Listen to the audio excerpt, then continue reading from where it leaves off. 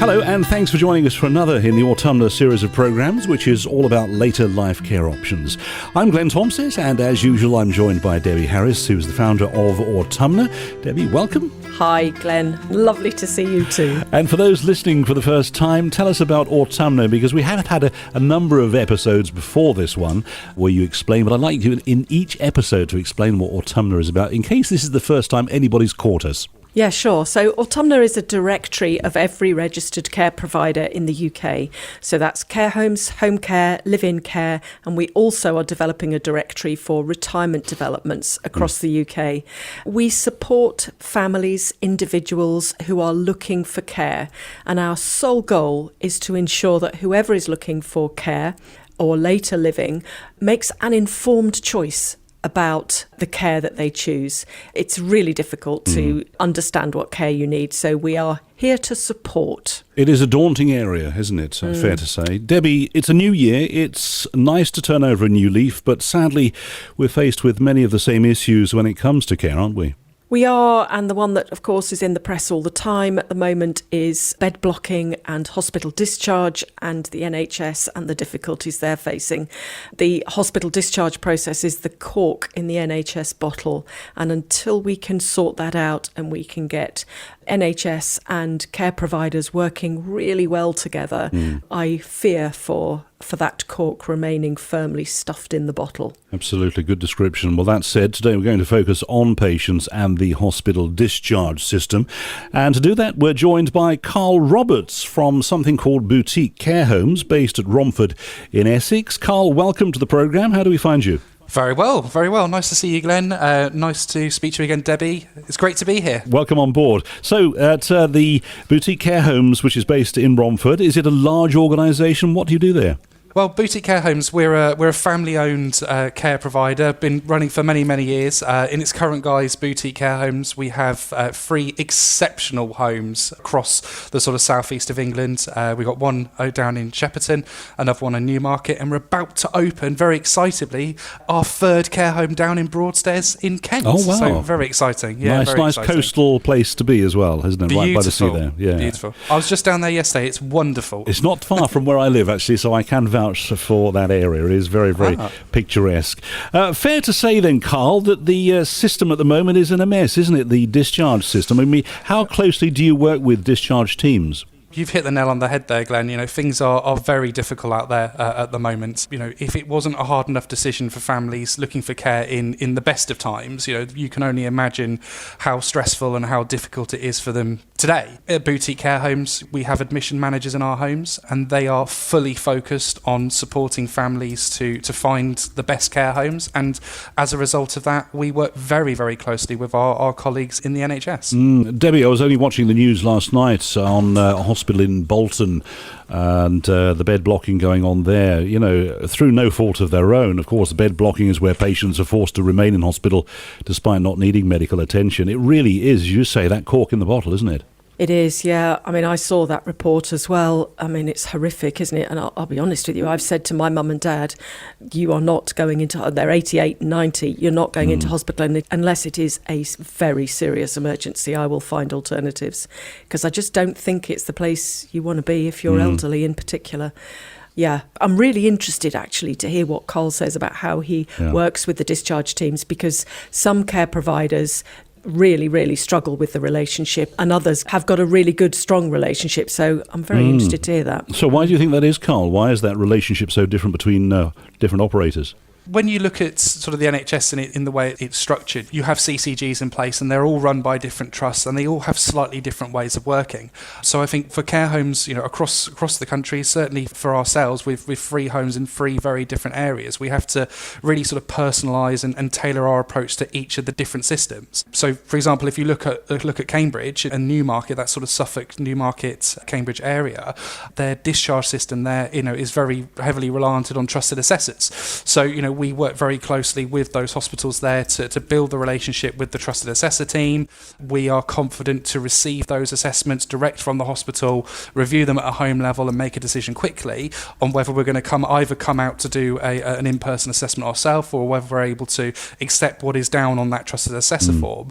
Whereas, say, looking over at Shepperton or the Burlington that's over in Surrey, it's a lot more hands-on. We are a lot more proactive in going out to them and liaising with them, 3 or 4 times a week to see what we can do to help them. That's really interesting, actually, the trusted assessor approach. There aren't, to my knowledge, very many hospitals and trusts that are using trusted assessors, but that must save you an enormous amount of time, Carl, if you are trusting the assessment that's coming out of the hospital about the patient's needs. That must really help. It is. It's a great asset to have over at the Brampton Manor. Ultimately, when those assessments come through, we ensure that they're reviewed as quickly as possible.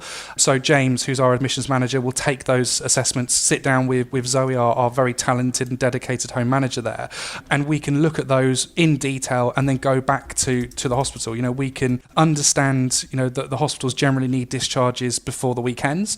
So if we can get those assessments through sort of middle of the week, we can make a decision quickly and help them free up the beds ready for the weekend, which they're usually delighted with. Absolutely. So you have people then, you have a lot of hospitals have people literally, as the phrase suggests, bed blocking. They don't need to be in hospital, but they've got nowhere to go. I mean, a lot of patients are sat in those beds, laying in those beds for many weeks, aren't they? Yeah, I mean, with having admission managers, it's a fantastic tool to have, and I fully understand that, not all care homes or care providers, have the ability to have that function in their home. But what it allows us to do is, there's a great example from our home over in Shepperton, the Burlington. Kirsty was working with a family, many, many weeks before actually this lady went into hospital. Because the family had got ahead of the game, they acknowledged that there could be a future need. They'd identified the Burlington as the home they wanted to come into. Saw the home, great, loved it, put a pin in it, let's see where we go. That lady, sadly, there was an incident, she went into hospital and she deteriorated very quickly.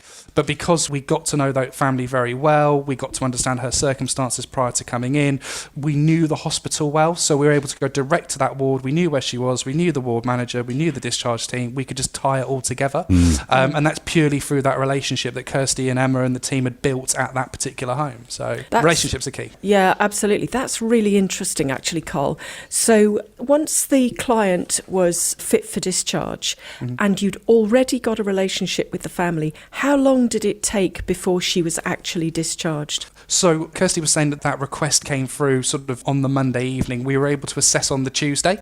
We were able to then go back to the family and say, great, we can absolutely meet your loved one's needs. These are the next steps on our side. Now, obviously, care providers have their own process that they go through around sort of, admissions process, contracts, paperwork, all of the fun, lovely stuff that we all enjoy doing. There's a little wink in my eye at that point because, this is radio. Just to qualify that point there, not being facetious. And that lady was able to be admitted within the week. So it was very quick from start to finish. Again, it comes back to relationships. Because we know everyone on that sector, we were able to, move through quickly. Yeah. Can I just ask you there? So you were able to do that within a week, 5 days, 7 days? Something it was about like that. Yeah. So within the week, yeah. Okay, so when you received the assessment, that was an assessment that the hospital had done to confirm that she needed the care that you were able to offer. Is that right? Yeah, so the family contacted us to let us know that their loved one had gone into hospital, that she was getting, nearly ready for discharge. So Kirsty was able to call up the hospital, say, the family's come to us directly. They'd like her to come here. Is she ready for discharge? What's the current sort of, circumstance with this lady? Can we come and assess? And they were able to keep in contact. And at the moment she was ready for discharge, Kirsty was able to go to Emma, our home manager, and say, look, this lady's ready. Can we do the assessment? And we were out and back. And she was in as quickly as that, really. Yeah, the question I would raise, and I'm really interested in your answer, is it still took 5 days. Now, there's been quite a lot of research recently about the amount of muscle mass the elderly in particular lose when they're in hospital. And I don't have the stats to hand about what 5 days would constitute, but it's quite significant when you're elderly. What do you think we can do to get people out quicker than 5 days? And do you find that the trusted assessors, because you trust their assessment, do you find that they get out of hospital quicker than the 5 days? I mean, ultimately, admissions have to be safe, don't they? We are happy to move as quickly as the family need, but there are things that as a care provider we need to have in place before we can, confidently welcome that new resident into our homes. Once we have the assessment, that's just the start of the process, isn't it? Mm-hmm. We have to take that back. The care teams have to sit down. We have to write the care plan. We have to make sure that the room is prepared effectively for that resident's needs. The families may want to, have their own dynamics that they need to go through in terms of making sure that funding is available, or making sure that other family members are included, or if they need to get a power of attorney involved that might live out of area. There are lots of moving parts to this. Yes, there are instances where care providers can accept residents within sort of 24, 48 hours, but it really is as personal as the care need is. It is the same when it comes to admitting that resident. Carl, is the discharge system quicker if the family have care organised before the elderly person or the relative, the family member, goes into hospital? Is the discharge system quicker? We always say that, it's always best to plan ahead, isn't it? Yeah. There's age-old adage of, fail to prepare, prepare to fail, isn't it? So, what we always say and what we always encourage families to do is to plan ahead. So if you have a loved one who is showing signs of maybe needing care in the future, get ahead of the game. Use services like Autumna. Those guys are, the experts on the care homes across the UK. Contact Autumna, make a short list, and then go out and see your homes with your loved one, ideally, so they can be involved in the process, so that with, God forbid, the time comes when that person needs care, where you want to go. So you can turn around to the hospital and say, look, this is where we want to go. They're in touch. Please contact them. And that speeds the process up exponentially. It's when you're having to scrabble around last minute, trying to find a bed, trying to find a home, that it just complicates the process, doesn't it? It's a very emotional time for families as well, isn't it? Very. Incredibly emotional. Yeah. It's also exacerbated by the fact that most people, when they're looking for care, they don't know what they're looking for. It's why, as Carl said, we put together a shortlist, and it's as a result of a little online assessment form that people fill in, and we're just guiding them on what the type of care they need to be looking for. But just to go back to your other question, Glenn, about is the discharge system quicker if you've identified care beforehand? Yes, it is, because of the length of time it generally takes somebody to find care. If the discharge team are saying, right, mum is okay to go home today, and they're telling you today, you have then got, gosh, Carl, how long can it take? 2, 3, 4, 5, 6, 7 days looking for care, trying to identify the care before you then start the process. So mum's been bed blocking, excuse the phrase, for 20 days before you know it, and has lost body mass and muscle mass. So yes, if you can identify care beforehand or whilst mum is still in hospital, that is the way to go. Most people, of course, don't do that. Yeah. And so what we need is a system that is identifying available care very quickly once somebody is ready to leave, or preferably a few days before somebody is told that they are ready to leave. And this is where our home teams really focus on their relationship, Debbie.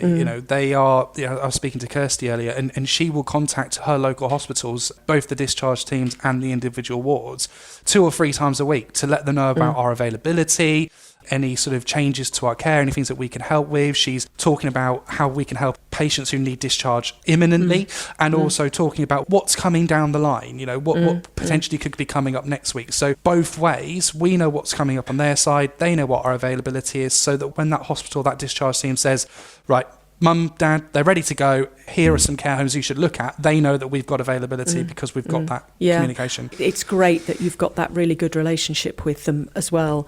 But of course, you could imagine if all 40 care homes within a 5-mile radius tried to do that, that doesn't work. So what we've actually developed is a system called DAD, and it stands for Dashboard for Accelerated Discharge.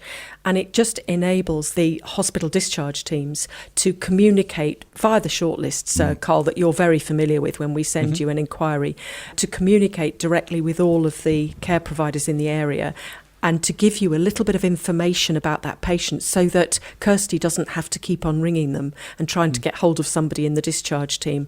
So we're working with hospital discharge teams on DAD, and it just basically, it's a communication system from hospital discharge directly to the care providers to flag up the minute that person needs to find care. And the idea is that it well, at the moment it's cutting off about 3 days of families looking for care, discharge teams looking for care, and it's giving you the information you need, Carl. And is this something new, Debbie, that you've introduced? Yeah, it is quite new. We supported about 200 patients over the Christmas-New Year period on this system. It's in various stages or has various applications. It can be a patient-family direct application. It can be a discharge system application, or it can also be when you've got discharge to assess, which is where somebody has come out of hospital and into a care home locally to enable them to be assessed to work out where they need to go, and that's simply to free up the bed. It can also be a discharge to assess solution as well. It's just a communication system. It's a full database of every care provider and a really simple communication system. And what we do, we flag up these discharge to assess DAD inquiries with this is a hospital discharge request, please respond very quickly to it. And the care providers are responding. But when you've got the likes of boutique care homes who are also really engaged with the discharge process, that's exactly what the system needs. I mean, looking at that television report last night, both of you, Debbie and Carl, it does need speeding up, doesn't it? The discharge system needs speeding up. There are beds being blocked by people who really don't need to be there anymore. Definitely don't need to be there. And in fact, it's detrimental to their health to be there. I mean, would you agree with that, Carl? Yeah, I mean, I've got an example from Brampton Manor, actually. Speaking to James this week, they had a lady that moved in recently, and she was in hospital for 8 months. Wow. 8 months she was in hospital for. When she was ready for discharge, we knew the family, we got to know them, we got the trusted assessment through, really took the time again to understand, the family's concerns as well, because, as we know, Debbie, the assessment is it's clinical, it's black and white, you don't necessarily get the family dynamic side of things and the actual human nature coming out of those assessments. So, we understood the family. We actually then went out to visit the hospital as well to meet the lady as well as the assessment. And again, it was within 5 days again. I know it's, again, not ideally, but, we were able to get that lady out of hospital into our beautiful care home after spending 8 months in hospital, within 5 days. What was the delay, Carl? Do you know what the delay was? It was just going through the various ailments and treatments that she needs to go through during that time and stuff. But as you can imagine, the family were pretty fraught and pretty concerned to get mum into somewhere as lovely as Brampton Manor. Do you find that the funding affects the speed of discharge as well? So if somebody is self-funding, do you think the families understand that they have choice and they can take matters into their own hands and they can go where they choose versus local authority funding? We're a fully privately funded care provider, and what's wonderful about our care system is there's so much choice out there, isn't there? There needs to be more choice. Again, there's always a shortage of beds, but families have choice.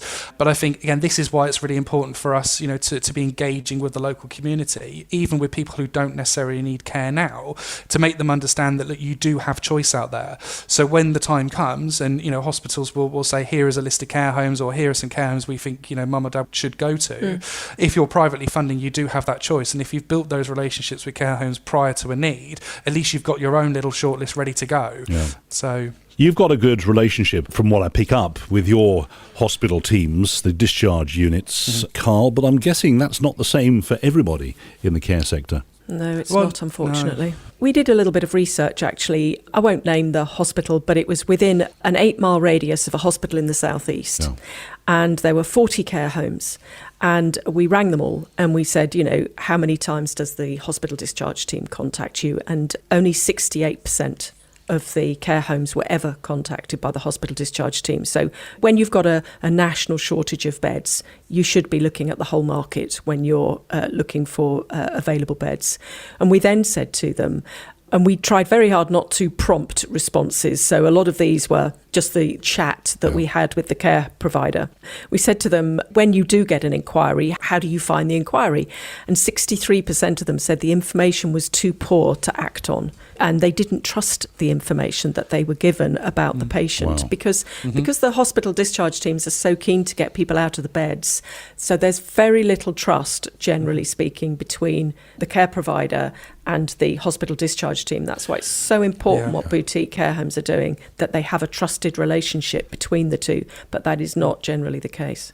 It's two ways, isn't it, Debbie? You know, our teams will be proactive in you know, contacting the teams through, you know, typical means of email and telephone, but they'll go out physically to the hospitals every few months, you know, to go and, you know, introduce themselves to the wards, because we know there is a lot of turnover in the NHS, so there's always new faces coming in. They'll go out to see the discharge teams, they'll go out and meet the trusted assessors if they, like Brampton Manor, they're lucky enough to have that service there. But also, you know, they invite them back to our homes as well. You know, again, we understand there's a lot of time pressures out there, but where possible, we always, you know, recommend and invite these teams to come in to our open days. Or we've just launched a new initiative down at the Burlington called Blues and Brews. You know, Debbie would have seen on LinkedIn. You know, there are lots of care providers are running blue light breakfast clubs and blue light days. Blues and Brews, I like it. Yeah, exactly. So we've evolved it to being a 7-day-a-week initiative to say, look, if you are, you know, working in a hospital and you're on your way to your shift, or you're a community nurse, or wherever you are within this health and social care and emergency service network, you have got a place to come into Shepperton, have a coffee, use our facilities, use our Wi-Fi, and in this weather, somewhere that's warm and friendly and cosy. That has been and will be a really effective way to build those relationships in person. That's a brilliant idea. Debbie, you're going to have to come up with something similar now, aren't you? With a catchy name. Yeah, I love that.